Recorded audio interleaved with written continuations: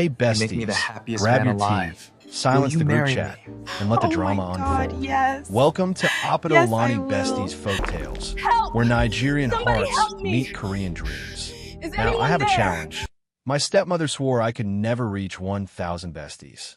Please, I beg you, subscribe right now, and let's prove her wrong together. Don't forget to like the video, and tell us in the comments, where are you watching from? They threw Titi off a building on her wedding night and walked away believing she was dead, but they forgot one thing. She is a structural engineer who understands how things break, and now that she has survived, she is no longer fighting to live. She is coming back to find the weakest part of their world and bring the entire family down. Titi came to Seoul with one plan: work, learn, go back home. She did not come for friends. She did not come for love. She came to build her future. At 28, Titi already knew what she wanted. She was a structural engineer. She understood how things stood and why they failed. She liked that kind of clarity. It made life simple.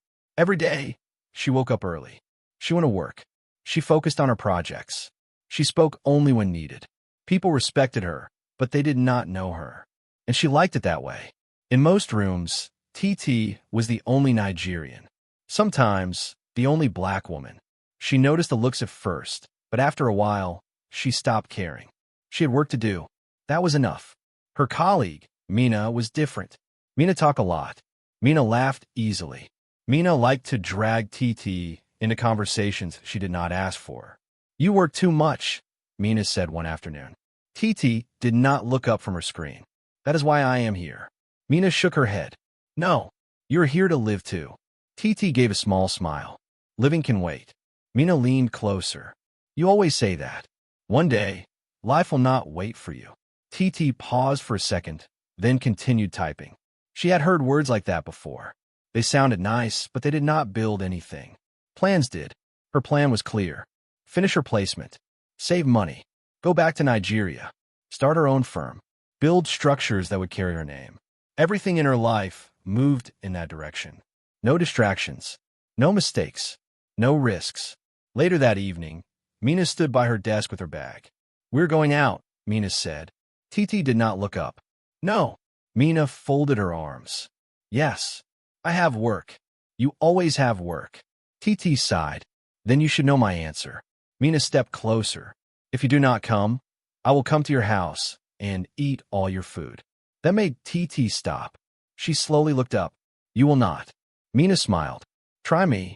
Titi stared at her for a moment. Then she shook her head. "You are serious. Very serious." Titi closed her laptop. Not because she wanted to go out, but because she knew Mina would not stop. "Fine," she said. 1 hour. Mina clapped her hands. "Good. That is all I need." As they walked out together, Titi told herself this meant nothing. Just one evening. Just a short break. Nothing would change. She did not know that before the night ended, everything would start to change. The place Mina took her to was quiet. Not empty, but controlled. People spoke in low voices. No one moved without purpose. Titi noticed at the moment she stepped in. "This is not your usual place," she said. Mina smiled. "Just sit." Titi did not argue. She followed her and sat down. She kept her back straight, her eyes alert. Even outside work, she observed things. It was a habit she could not drop. A waiter came. Mina ordered for both of them. Titi exhaled slowly. 1 hour, she reminded. Mina waved her off. "Relax." Titi reached for a glass and took a small sip. For a moment, nothing happened. It was just another place, another night. Then the room shifted. It was not loud. No one announced anything. But people changed.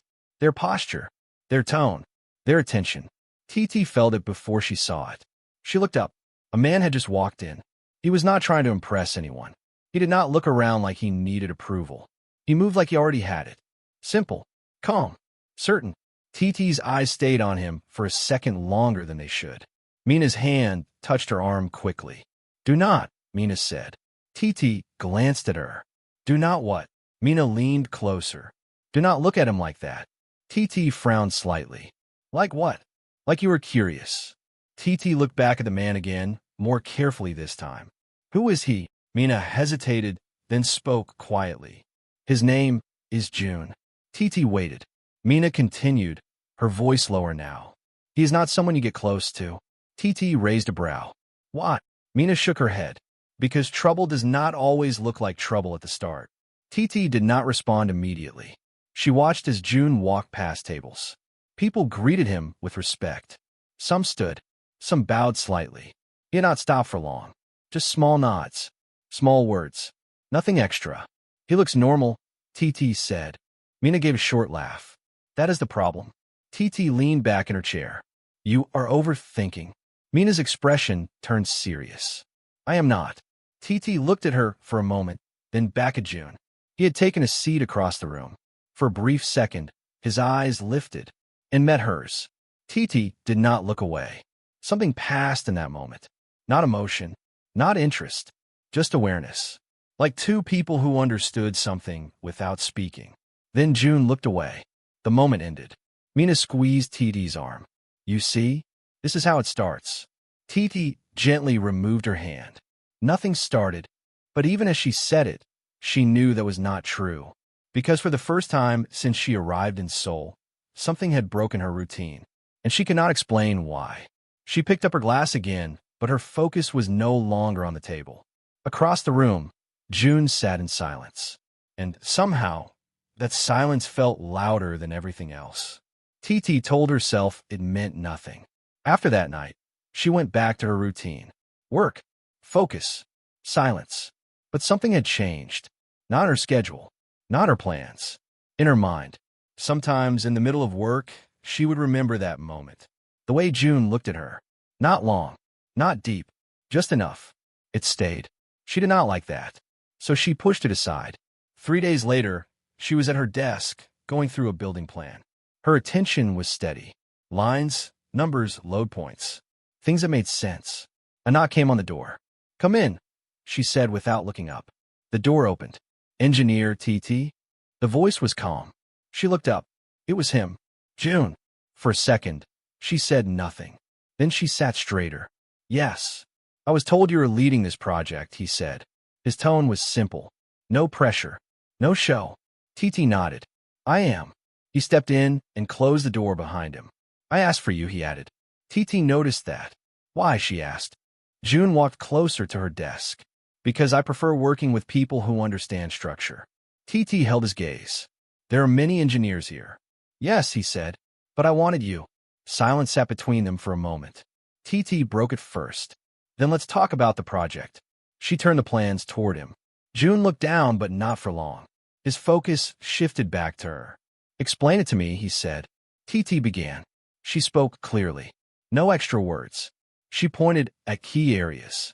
She explained what would hold and what could fail. June listened. Not the way most people did. He did not interrupt. He did not rush her. He followed every word. When she finished, he nodded slowly. You think ahead, he said. That is my job, Titi replied. He gave a small nod. It is more than that. Titi did not respond to that. Instead, she asked, Do you have any questions? June paused, then said no. I trust your judgment. That caught her off guard. You trust me already? She asked. I listen, he said. That is enough. Again, silence. But this time, it felt different. Not empty. Steady. June stepped back slightly. We will work together on this. Titi nodded. All right. He turned to leave, then stopped at the door. Titi, he said. She looked up. I'm glad you came that night. Titi held his gaze. I almost did not, she replied. June gave a small nod. But you did. Then he left. The door closed. Titi sat still for a moment. Then she looked down at her work again. But the lines on the page were no longer as clear as before. And for the first time in a long time, her focus had shifted. Titi tried to return to normal. But normal did not feel the same anymore. June became part of her work. He showed up often. Not too much. Not too little. Just enough to stay present. They spoke about projects at first. Then, slowly, they spoke about other things. Simple things. Food. Work. Life. Titi noticed something early. June did not talk, just to respond. He listened. He paid attention. One afternoon, she mentioned she did not like a certain food. Weeks later, it came up again. June remembered. That stayed with her. It was small, but it mattered. Days turned into weeks. Titi found herself expecting his visits. She did not say it. She did not admit it. But she knew. One evening, she sat with Mina in the break room. Mina watched her quietly. "You like him?" Mina said. Titi did not look up. "We work together." Mina shook her head. "That is not what I said." Titi stayed silent. Mina leaned forward. "Titi, you need to stop this now." Titi finally looked at her. "Stop what?" Mina lowered her voice. "Getting close to June." Titi frowned. "You keep saying that." "Why?" Mina took a breath.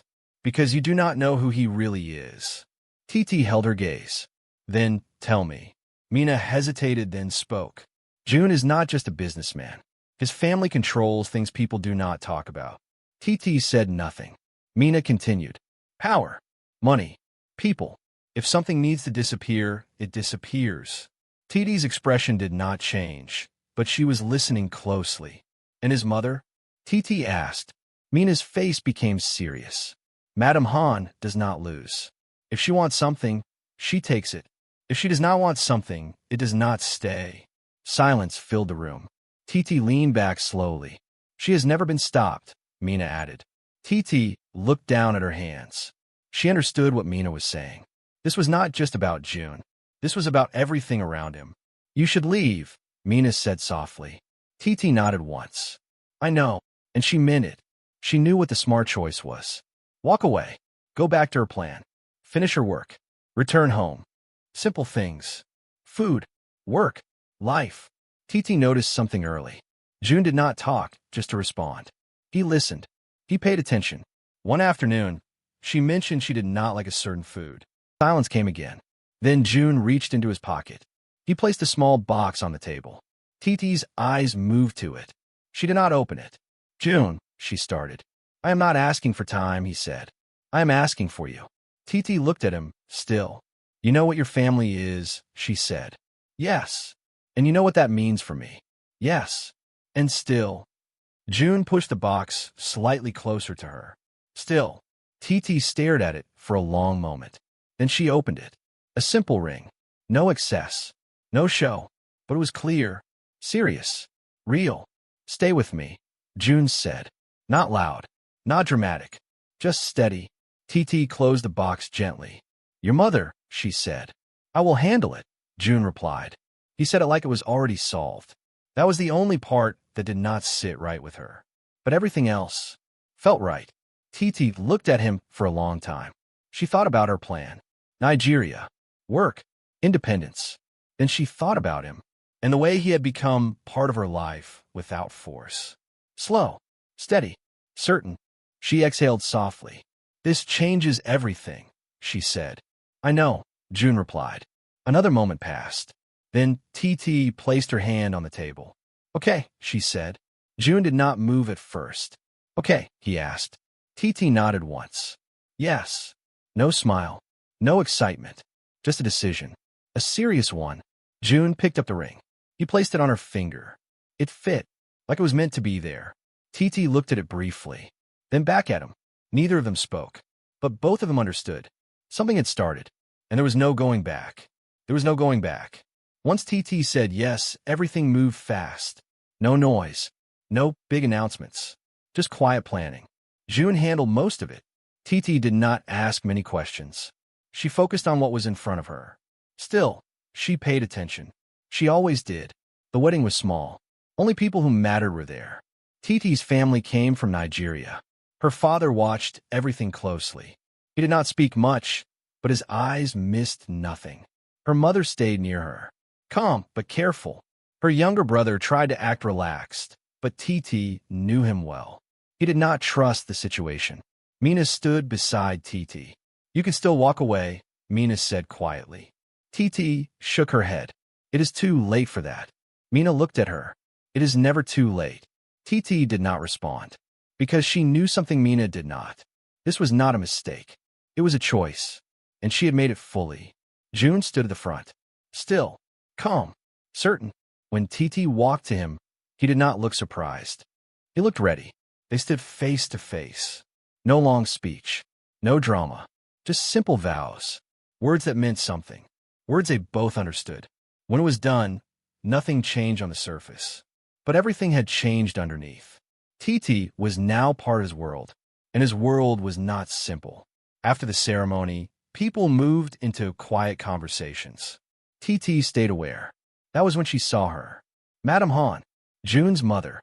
She stood a few steps away, dressed simply, calm face, no wasted movement. She walked toward Titi. Titi did not move. Madame Han stopped in front of her. She smiled. "You look beautiful," she said. Titi nodded. "Thank you." Her voice was polite, controlled. Madame Han looked at her for a few seconds longer than normal. Not admiration. Assessment. Like she was studying something. "You are strong," Madame Han said. Titi held her gaze. "I try to be." Another small smile. Then Madame Han stepped back. Nothing more. No warning. No argument. Just silence. But that silence felt heavy. Mina moved closer immediately. "I do not like that," she whispered. Titi kept her eyes forward. "I know." Across the room, Jun watched. Their eyes met. For a moment, everything felt steady again, like the world made sense. But that feeling did not last, because Titi understood something clearly now. Madame Han had not accepted her. She had only allowed the moment. And that was different. Very different. As the night went on, people smiled. They spoke. They celebrated. But Titi stayed alert. She noticed every look, every pause, every silence that lasted too long. By the time the night ended, she had one clear thought. Nothing here was settled. Not yet. And as she stood beside Jun, with the ring still on her finger, she felt it. Something was coming. She just did not know when. By the time the night ended, Titi was tired. Not from the ceremony. From thinking. From watching. From understanding that something was not right. She stood alone for a moment. The noise had faded. The voices were gone. Now it was just her. She needed that. Just a little space. Just a little quiet. Her hand rested lightly on the railing. The ring was still on her finger. She looked at it. This was real. Everything had changed. She told herself again that she made the choice. No one forced her. No one pushed her. She chose this life. She chose Jun. Behind her, a door opened. Titi did not turn immediately. She thought it was Jun. She allowed herself 1 second. Then she turned. It was not Jun. Madame Han stood there. Sue stood beside her. Both of them were calm. Too calm. Titi straightened. "What do you want?" she asked. No greeting. No pretense.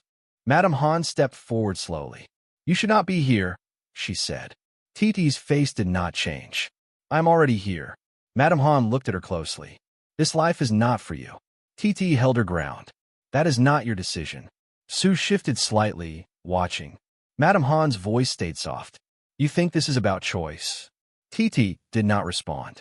"Jun made a mistake," Madame Han continued. "And mistakes can be corrected." Titi's eyes hardened. "I am not a mistake." For the first time, Madame Han's smile disappeared. Silence. Heavy. Still. Titi spoke again, clear and firm. "Leave." The word had weight, but it changed nothing. Sue moved first. Fast. Before Titi could react, hands pushed against her. Hard. Sudden. Her back hit the railing. For a split second, everything paused. Then it broke. Her balance was gone. The world tilted. Titi did not scream. Her mind moved fast. Too fast. No time to think. No time to fight. Only one truth. She was falling. The air rushed past her. Her body dropped. But even then, something inside her held. She had spent her life understanding structures. What holds? What breaks? What gives way under pressure? And now, she was inside the fall. Her body hit something. Hard. The impact was sharp. Pain spread through her instantly. Everything went dark for a second. Then came back. Faint. Weak. But there. She could not move. She could barely breathe. But one thing was clear. She was alive. Above her, far above. No one moved. No one shouted. No one came. Because up there, they believed the job was done. But it was not. Not yet. That was the only thing holding Titi. Not yet. Her body felt broken. Every breath was slow and painful. Her chest rose just enough to keep her alive. She could not move her arms. She could not turn her head fully. But she was conscious. And that meant something. Time passed. But she could not tell how much. Everything felt far away. Then, Footsteps. Slow. Careful. Someone was coming. Titi forced her eyes open wider. A man stepped into view. He stopped the moment he saw her. A woman in a white dress. Blood. Still breathing. He looked around quickly. No one else. Just them. He moved closer. He crouched beside her, watching her chest rise again. Alive. His name was Emeka. He worked in the building. Quiet. Unnoticed. The kind of man people passed without seeing. But he saw everything. And right now, he saw a problem. A big one. If he called for help, people would come. And if people came, the wrong people would come first. He looked at her again. Titi's eyes met his. She could not speak, but she understood. And he understood that she understood. That was enough. Emeka made his choice. I will not call them, he said quietly. Titi blinked once. That was all she could manage. Emeka stood up quickly. He moved with purpose now. He checked the area again. Still clear. Good. He came back to her. This will hurt, he said. Titi did not respond. He lifted her carefully. Even with care, pain shot through her body. Her breath broke, but no sound came out. Emeka adjusted his hold. Stay with me, he said. Step by step he moved. Not fast, not slow, just steady. Every second mattered. Every move had to be right. He knew the building. He knew where cameras were, and where they were not. He avoided the main paths. He kept to the shadows. No mistakes. After what felt like a long time, he reached a small door. He opened it. Inside was a space. Simple. Clean enough. Safe. He laid Titi down gently. She winced but stayed conscious. Good. Emeka stepped back and looked at her. You're lucky, he said. Titi's eyes stayed on him. No, he corrected himself. Not lucky. He paused. You survived something you were not meant to survive. Silence filled the room. Titi tried to speak. Nothing came out. Emeka nodded slightly. Do not try. He moved around, getting what he needed. Water. Cloth. Basic supplies. No panic. Just action. Titi watched him as much as she could. A stranger. But right now, the only person she had. Outside, the world believed one thing. That she was gone. That the fall had ended her. But inside that small room, that story was wrong. Titi was still here. Still breathing. Still holding on. And somewhere above, the people who pushed her believed they were safe. They believed it was over. They were wrong. Because the woman they tried to erase was still alive. They were wrong. Because above, June had already started to see it. The moment he stepped into the room, something felt off. Too quiet. Too still. He walked forward slowly. Titi called. No answer. His eyes moved to the open door, then to the railing. A piece of white fabric was caught there. He stopped. His mind became sharp. Behind him, Sue spoke. She jumped, she said. June did not turn. He looked at the fabric again, then at the space beyond it. No struggle signs.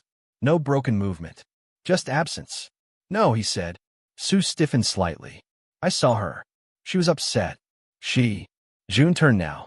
His eyes met hers. She did not jump. His voice was calm, but final. Madame Han stepped forward. You are emotional, she said. It happens. June did not respond to her. Instead, he walked past them. Fast now. Focused.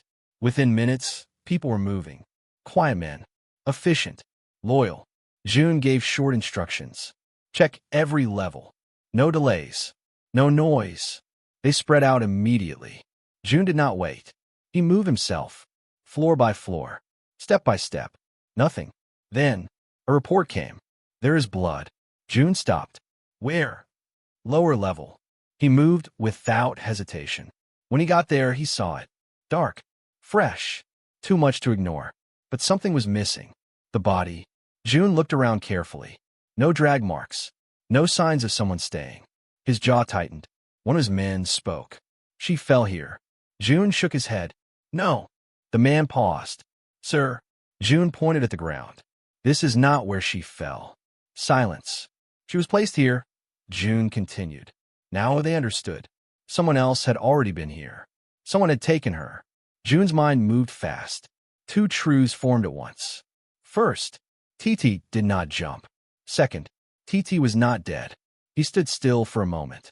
Then he said it. She is alive. Not hope. Not guess. Fact. His men exchanged quick looks. Find her, June said. No emotion in his voice. Just command. They moved again. Faster now. More direct.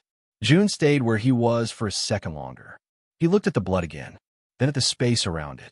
Titi, he said quietly. Above him, the building stood silent.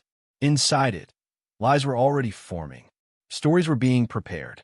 But June was not listening to any of them, because he knew one thing clearly. Titi would not leave without a fight. She would not end like that. That was not who she was. And if she was still alive, then everything had changed.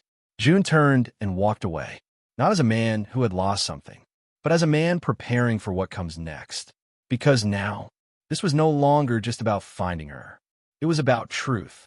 And whoever tried to take her from him would answer for it. Whoever tried to take her would answer for it. But Titi did not know that yet. She was still lying in Emika's room, still healing, still quiet. Time had passed. Not much, but enough for her to think. Her body was weak, but her mind was clear. She remembered everything. The wedding, the silence, Madame Han, the push. Nothing was missing. Nothing was unclear. They tried to kill her. That truth sat heavy but steady. Emika moved around the room, doing what he could. He had cleaned her wounds as best as possible. He gave her water in small amounts. He spoke only when needed. You should rest, he said. Titi looked at him. My name is Titi, she said softly. Her voice was rough, but it worked. Emika nodded. I know. Titi studied him. You did not call anyone. No. Why? Emika paused for a moment. Because I have seen people like the ones above, he said, and I know how those stories end. Titi held his gaze. You chose to help me.